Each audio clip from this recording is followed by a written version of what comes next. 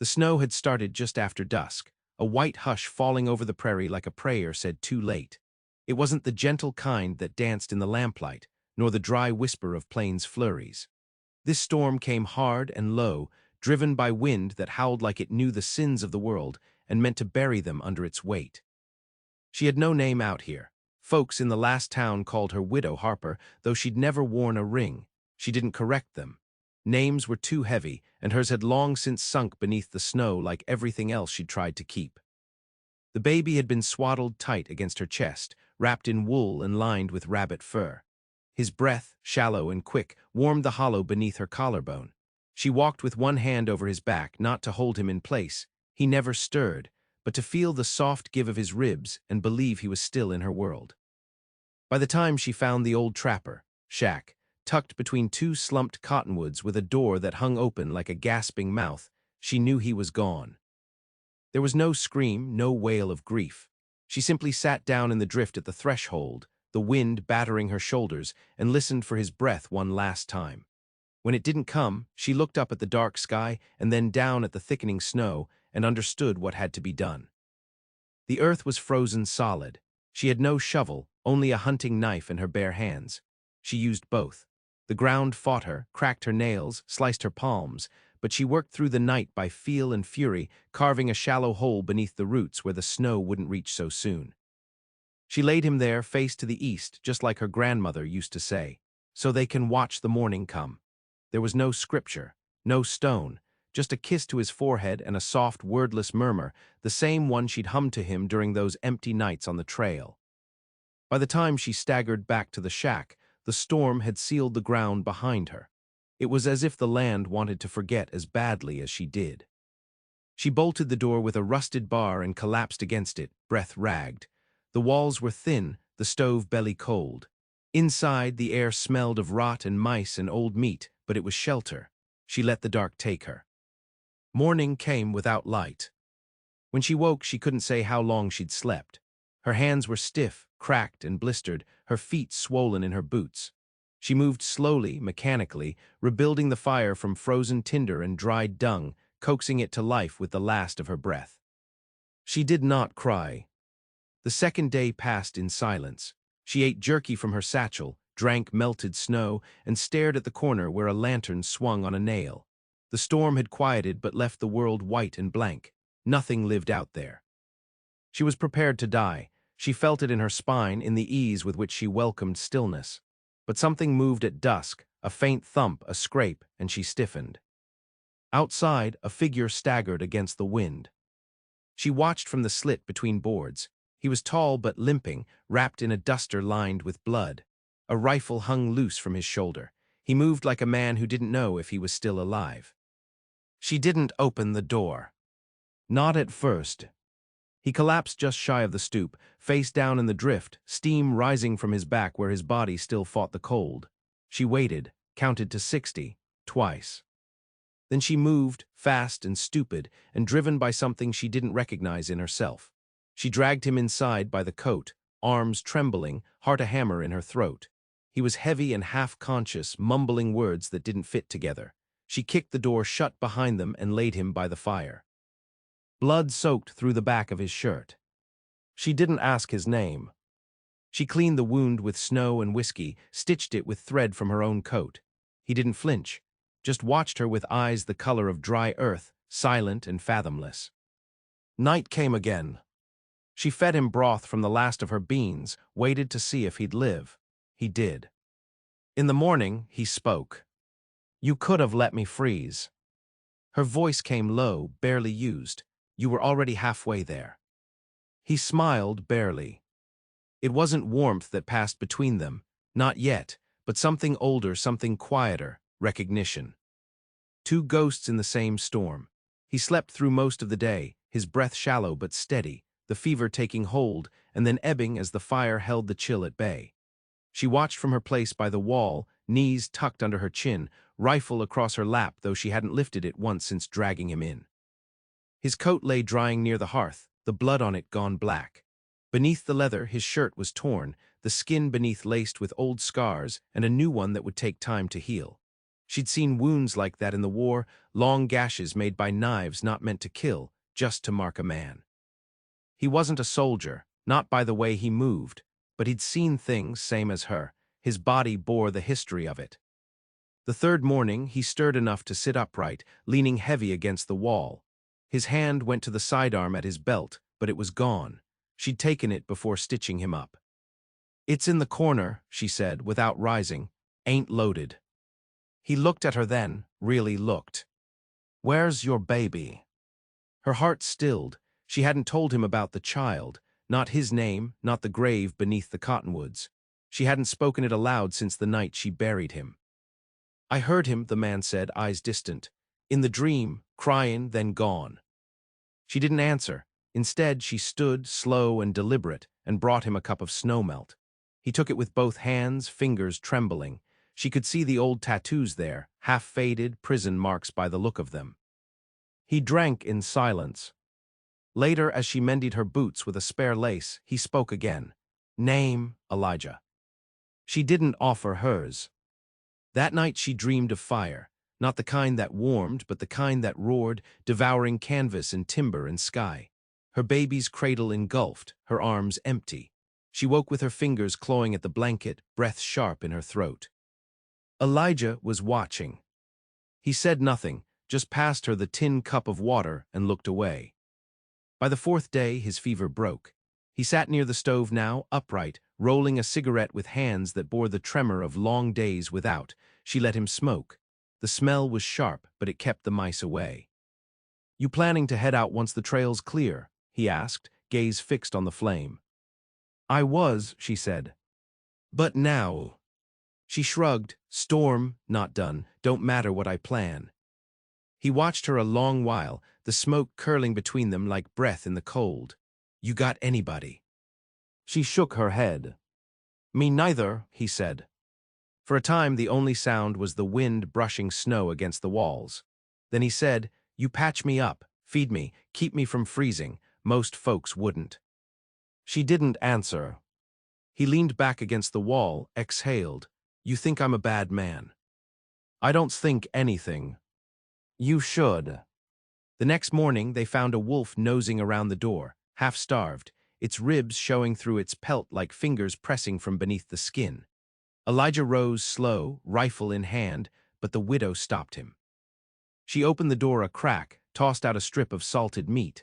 The wolf stared, then vanished into the snow. "You don't feed wolves," Elijah said, voice tight. "It's hungry." "So are we." She looked at him, not angry, just tired. "I ain't afraid of it." "You should be." That night she loaded his revolver and set it beside him. "If you're set on leaving, best take it." He didn't reach for it, just stared at her, then the fire. "You know what I was before." She didn't reply. "A Pinkerton came looking for me once, said I had to answer for a robbery gone wrong, left a family dead." He looked up. "I didn't kill no one, but I was there." The room held still. "Why tell me?" she asked. "Figure if you're gonna share your roof, you deserve to know." She sat down across from him, legs stretched toward the stove. "We all got things behind us." He nodded, slow. The snow stopped that night. In the stillness, the prairie held its breath, the sky clear for the first time in a week. Stars burned like frost-tipped candles, and the moon cast a silver hush across the drifted land.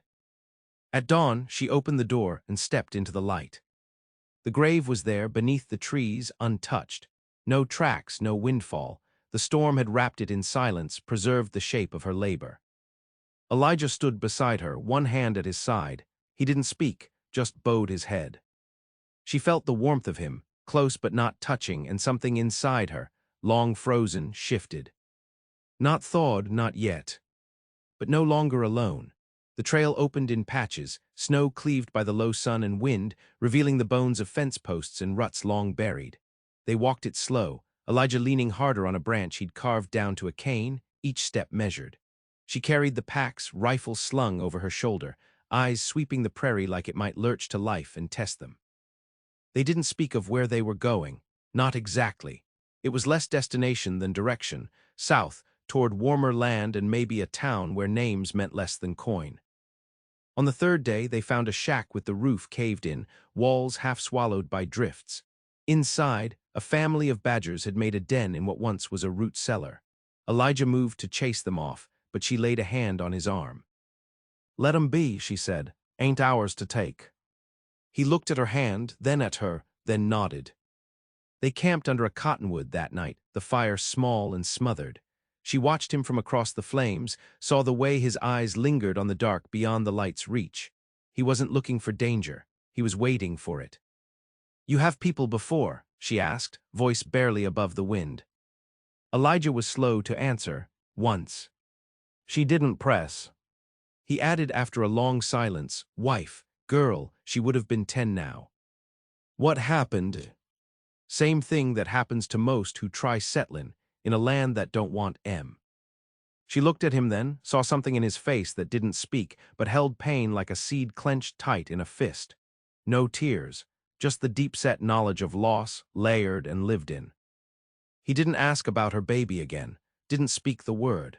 But when he passed her the canteen that night, his fingers brushed hers longer than they needed to, and he didn't pull back quick. They crossed a river the next morning, the ice breaking under their boots in slow groans. Elijah slipped once, cursed softly, and she caught his elbow before he could fall. He looked at her after, the way a man does when he forgets people can care. "You ever shoot anyone?" she asked as they crested a low ridge, prairie unfolding below like a quilt left out to bleach. He didn't answer at first. Then, yes. Deserved it. He breathed slow, sometimes. That night she dreamed again of fire, but this time Elijah was there, standing just outside the smoke, reaching through it. She woke before she could take his hand. The wind changed by the 5th day. Warmer, wet with coming thaw, they found tracks along the edge of a ravine, hoarse, heavy, fresh, too fresh. "Someone been following us," Elijah said, crouched low. She didn't argue, just readied her rifle. By dusk the rider showed, a lone figure in a tan coat, hat low, watching from the hill crest. He didn't approach, just shadowed their camp from afar. Elijah stoked the fire brighter than usual that night. "He wants us to know he's there," he said. "Who is he?" "Could be nobody, could be everyone I ever crossed." She nodded, "Then he'll come." It snowed lightly in the night, just enough to coat the coals and hush the world again. At sunrise, the rider was gone. Only his tracks remained, heading east. They didn't follow. Instead, they came to a town by the 6th day, a string of buildings lashed together with boards and frost. No name posted. Just a saloon, a church with no steeple, and a boarding house run by a woman with a shotgun and 2 missing teeth. Elijah paid for 2 rooms with coin he didn't explain. She didn't ask. They slept in beds that night, proper ones. She dreamed of warm milk and her baby cooing in the cradle, sunlight in his curls. In the morning, she walked to the edge of town and watched the prairie. Elijah found her there an hour later, coffee in hand. "You could stay here," he said. "I could." "Don't sound like you want to." She took the cup, sipped. "I don't know what I want." "You want to keep moving." "No." "Then why don't you stay?" She looked at him, really looked. His coat still bore the bloodstain. His eyes still carried the years, but something in his face had softened. Not healed, not whole, but willing. She didn't answer him. Instead, she said, "I'd like to plant something come spring." He smiled, small. "You don't strike me as a farmer." "Neither do you." He shrugged. "We could learn." She looked down at the earth, still frozen. "It'll be hard. Most good things are." And for the first time since the storm, she let herself hope. They didn't leave town. Not right away. Winter lingered on the edge of every morning, frost lining the window panes like lacework, the air brittle and sharp as a blade. But the snow softened, melting in muddy streaks along the eaves. The land, for all its sorrow, began to stir beneath their feet. Elijah took to mending things, doors, saddles, even a cracked banister in the boarding house. He wasn't quick, but he was careful, and that counted for something in a place where nothing much stayed fixed. She helped in the kitchen, cooked for the boarders, scrubbed pans until her knuckles stung. The work wasn't kind, but it was known, and that made it bearable. She hadn't cooked for another soul since before the child came, but her hands remembered. Elijah said little during the day. He was a man of silence, of work done without fanfare. But every night, after the lamps were lit and the sky turned black, he'd sit with her outside the boarding house, chairs turned toward the emptiness beyond town. Sometimes he'd tell a story. Once, about a time he'd ridden courier through Apache land, boots worn through and water near gone. Another, about a dog he'd loved as a boy, named Whiskey, that had followed him even into the cells. She listened not because the stories were grand, they weren't, but because he told them like they mattered, like each one was a thread keeping him from unraveling. She shared little in return, only fragments, a name, a song her mother used to hum while hanging laundry, the way her baby had held his breath when startled, like the whole world had suddenly asked too much of him. In those moments, something passed between them, slender and silent, like wind through dry grass, a kind of tether. The town had no sheriff, just a man named Crowley who ran the saloon and kept a rifle beneath the bar. He took a liking to Elijah, offered him work watching the door on card nights. Elijah declined the gun but took the job. "You trust yourself with a weapon?" she asked one evening. He looked at her, long and slow. "I trust myself not to start anything." She said nothing, but the next time she cleaned his coat, she checked the revolver, still loaded, still untouched. Spring crept in with a whisper. The creek thawed, green pushed through the frostbitten ground. One morning she walked past the church and found a boy planting beans in a box by the wall. He had no parents, just the preacher, an old man gone half-blind, and a sister who sang to herself when she thought no one listened. She knelt beside him, took the seeds from his shaking hands, and showed him how deep to bury them. That night Elijah brought her a hammer. "Found a plot behind the house," he said. "Old woman says we can use it." "For what?" "Whatever you want to grow." She took the hammer, not because she knew what to do with it, but because he offered it like a kind of vow. The next day they built a box, not big, not perfect, but hers. She planted onions first, then carrots, hardy things, stubborn like her. The boy came by to watch. Sometimes his sister too, peeking from behind the fence with that humming on her lips. Elijah built a fence around the garden, said it was for rabbits. She knew it was more. One evening the girl brought her a bundle of cloth. Inside was a doll, stitched from scraps and horsehair, with a crooked smile and button eyes. "She says it's for your baby," the boy explained, "in case he comes back." She took it with both hands, her throat closed. "Thank you," she whispered. She buried the doll beneath the cottonwood behind the boarding house, under fresh earth. Elijah stood beside her, hand resting on the fence post. He didn't speak, he didn't need to. Later, when the moon hung like a lantern over the prairie, she found herself standing by his door, not knocking, just breathing. It opened anyway. He looked at her for a long time, eyes steady. "You all right?" She stepped inside. Didn't answer. The next morning, she woke with her head on his chest, his arm draped over her like something he'd forgotten to put down. He slept like a man unaccustomed to peace, body curled inward even in rest. She rose before him, wrapped in his coat, and stood at the window. Outside, the first sprouts showed green beneath the soil. Summer came slow, cautious, as if unsure whether the land was ready to be warm again. The garden thickened, green rising proud from the dark earth. Peas climbed twine Elijah had strung between posts. The boy weeded when he remembered. The girl still hummed. She didn't sleep in her own room anymore. They hadn't spoken of it, not out loud. But each night, when the sky turned amber and the heat left the boards, she would carry her quilt across the hall and find his bed already turned down. Elijah never reached for her. He just made space. One morning she found him carving, not a gunstock or tool handle, but something smaller, soft pine in the shape of a horse. Rough, unfinished. He tucked it away when he saw her, but the next day it lay on her pillow.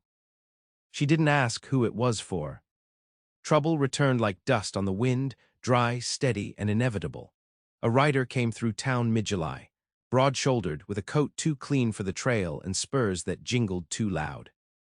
He asked for Elijah by name. Crowley sent word before he reached them.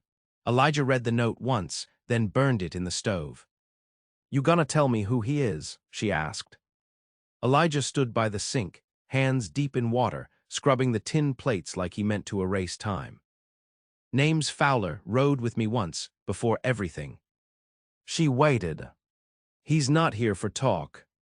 "You sure?" He looked at her then, really looked. "He's the one that marked me, the one who said we had to burn it all or leave no witness." I said no. He carved his answer. Her breath caught. "He's here to finish it," Elijah added, voice low. They talked that night, for hours, about the kind of men who live on blood and silence, about the bodies Elijah had buried, the ones he couldn't, about the way some wounds never stop aching, they just learn not to bleed. "I ain't proud of what I done," he said. "I ain't asking you to be," she answered.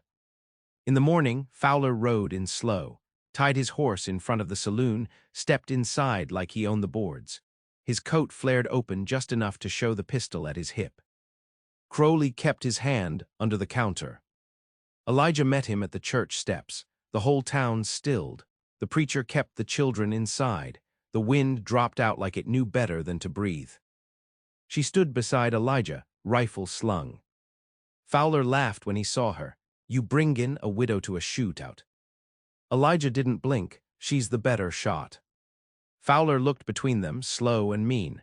"You think this ends with talk?" "No," Elijah said. But he didn't reach for his gun.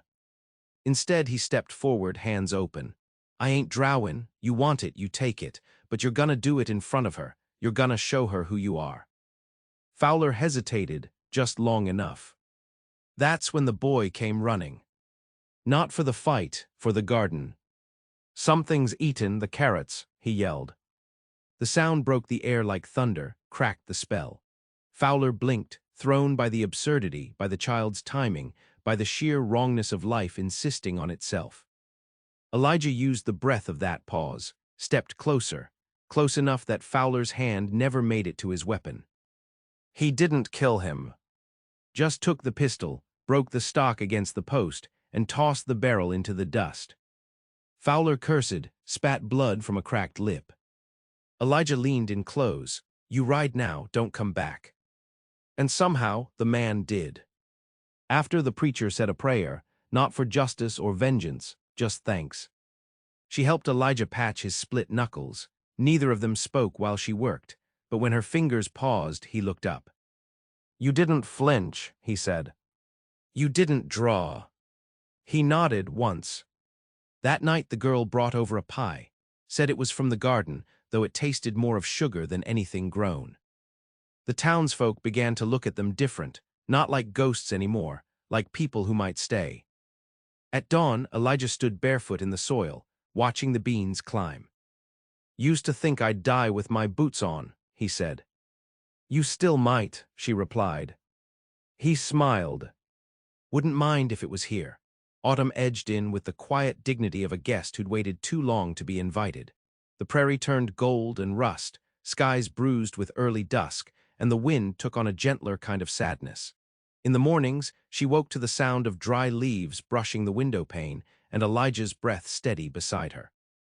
The garden bore its final fruits, onions fat and sweet from a summer well-lived, carrots, twisted but strong. She laid them out in rows on the table, brushing dirt from each one like a mother smoothing a child's hair. The children came by most days now. The boy helped stack firewood. The girl learned to sew clumsy stitches along a scrap of old muslin. Sometimes they stayed for supper. Sometimes they simply lingered on the porch while Elijah told quiet stories of horses he'd known and rivers he'd crossed. She'd begun teaching the girl her lullaby, the one her mother used to hum. The notes shaky at first, then steadier, until the girl carried the tune better than memory ever had. The boy asked if Elijah would teach him to shoot. Elijah said not yet. Said there were things a child ought to learn first: how to plant, how to patch a boot, how to speak without raising your voice. "Then when?" the boy had asked. "When you've grown into a man who don't want to," Elijah replied. The boarding house emptied as winter neared. Folks moved south or closer to kin, but she and Elijah stayed. Their two rooms became one. Her rifle rested above the door. His coat, now patched and faded, hung beside hers. One evening, after the frost had set in, a letter arrived. No return, just a thin envelope bearing her old name. Inside was a deed, 50 acres east of town, paid for, signed. She read it twice before passing it to Elijah. "Someone remembered me," she said.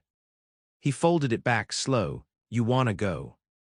She thought of the land, the house that might still stand, the way the wind used to bend the wheat flat in the fields. "No," she said at last, "I think I've done enough leaving."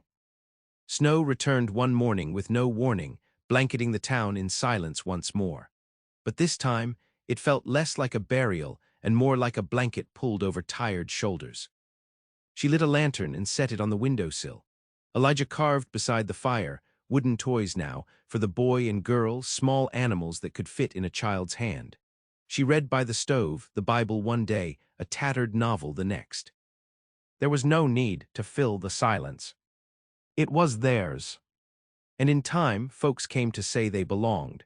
Not just as survivors, not just as names on a ledger, but as part of the bones of the place. Come spring, they planted again. Bigger this time. The garden fenced strong, rows marked with stone. The girl helped with seed. The boy kept the crows at bay with a slingshot Elijah had whittled him. She caught Elijah watching her once, hands idle, eyes soft. "What?" she asked. He shook his head. "Just didn't think I'd ever be glad to stay somewhere." She walked to him, rested her brow to his. "You're not staying," she whispered. "You're home." He held her then, arms wrapped around the life they'd made from the wreckage. No graves needed digging that winter. No storms howled louder than their fire.